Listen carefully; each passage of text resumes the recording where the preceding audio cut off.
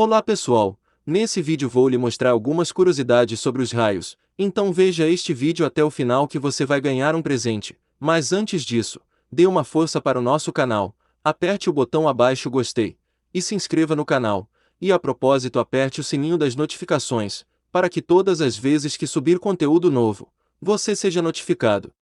Vamos lá! A posição geográfica situa o Brasil entre os países do mundo onde há maior incidência de raios. Um estudo científico também realizado em diversos países do mundo aponta que caem anualmente, em algumas das nossas regiões, mais de 216 raios por quilômetros. Esse índice é muito superior aos registrados anualmente na França, até 4 raios por quilômetros, ou na Alemanha, até 5,5 raios por quilômetros. O Brasil é o país com maior incidência de raios no mundo, são 50 milhões de raios que causam mais de 1,2 bilhões de reais de prejuízos todos os anos. Os raios são grandes descargas elétricas que surgem na atmosfera quando o campo elétrico entre as nuvens, ou entre as nuvens e o solo, atinge valores próximos de 3.106 V por metro, 3 milhões de volts por metro, ao nível do mar. São um fenômeno natural, são descargas elétricas de grande intensidade que conectam o solo e as nuvens de tempestade na atmosfera. A intensidade típica de um raio é de 30.000 amperes, cerca de 1.000 vezes a intensidade de um chuveiro elétrico. A descarga percorre distâncias da ordem de 5 km. O raio sempre procura o caminho de menor resistência entre a nuvem e a terra. Os pontos altos e pontiagudos favorecem o início da descarga elétrica, por serem locais de maior concentração de cargas elétricas. Assim, torres metálicas, chaminés, topos de montanhas, árvores isoladas, casas construídas em descampados, edifícios altos, antenas externas e redes elétricas são pontos com maior incidência de queda de raios. Raios podem provocar a destruição total das residências que tenham atingido, e frequentemente causam a explosão de transformadores da rede de energia além de danos aos eletrodomésticos, mesmo que tenham caído a grande distância das residências. Isso porque a intensidade da descarga de um raio varia de 2.000 a 200.000 amperes. Para se ter uma ideia desse valor é só lembrar que em uma lâmpada comum de 60 watts circula apenas 0,5 ampere. Embora a maior incidência de raios ocorra a grandes distâncias das residências, a corrente dessa descarga produz um campo eletromagnético que se irradia pelo ambiente. Este campo eletromagnético provoca um surto elétrico nas redes de energia e de telecomunicações, que se desloca facilmente até a sua casa. Em menor incidência, podem atingir diretamente casas, prédios e a própria rede elétrica, principalmente situados em pontos altos ou descampados. Um raio pode durar até 2 segundos, mas dura em geral cerca de meio a um terço de segundo. No entanto, cada descarga que compõe o raio dura apenas frações de milésimos de segundos. Geralmente os raios caem mais de uma vez em um mesmo local quando este apresenta grande incidência de raios. Como exemplo podemos citar o monumento Cristo Redentor, que é atingido anualmente por cerca de 6 raios. As descargas elétricas que se propagam entre as nuvens e o solo em virtude de um grande campo elétrico são chamadas de raios e podem apresentar duas polaridades, positiva e negativa. Cerca de 90% dos raios são de polaridade negativa, levando elétrons da nuvem para o solo. Os outros 10% são raios de polaridade positiva, muito mais raros. Nesses raios, os elétrons são transportados do solo para a nuvem. O primeiro processo é o da quebra de rigidez preliminar.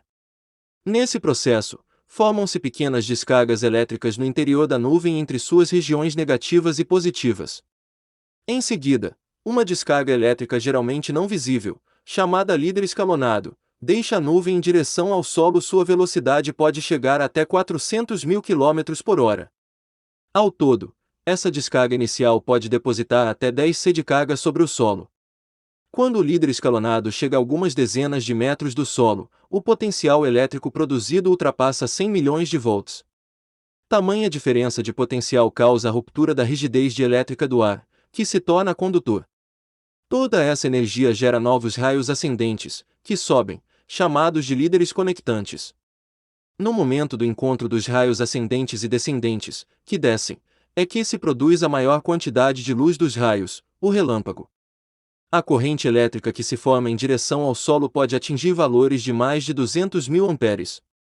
Enquanto a temperatura da superfície do Sol é de aproximadamente 5.800 K, a temperatura do ar que conduz os raios pode chegar facilmente a 30.000 graus Celsius.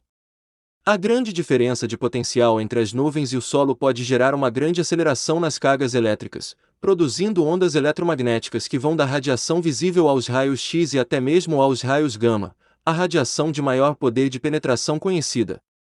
Mesmo com chances tão baixas, Roy Sullivan, o guarda de um parque nacional dos Estados Unidos, entrou para o livro dos recordes após ser atingido por raios nada menos que 7 vezes, em ocasiões distintas. Apesar de ferido, sobreviveu a todas. Os raios sempre estiveram presentes nos mitos de diversas civilizações antigas. Eram, na maioria das vezes, interpretados como manifestações divinas. Para os gregos antigos, os raios eram lanças produzidas pelos ciclopes para que Zeus pudesse castigar a humanidade por suas falhas. O loureiro, um arbusto muito utilizado na cabeça de generais e imperadores romanos, era visto como um amuleto de proteção contra os raios. Até mesmo na Europa medieval acreditava-se que o badalar dos sinos da igreja funcionavam como uma proteção divina contra os raios. Apesar da chance de uma pessoa ser atingida diretamente por um raio ser muito baixa, em média menor do que 1 para 1 milhão, é possível. Se a pessoa estiver numa área descampada embaixo de uma tempestade forte, a chance pode aumentar em até 1 para 1000.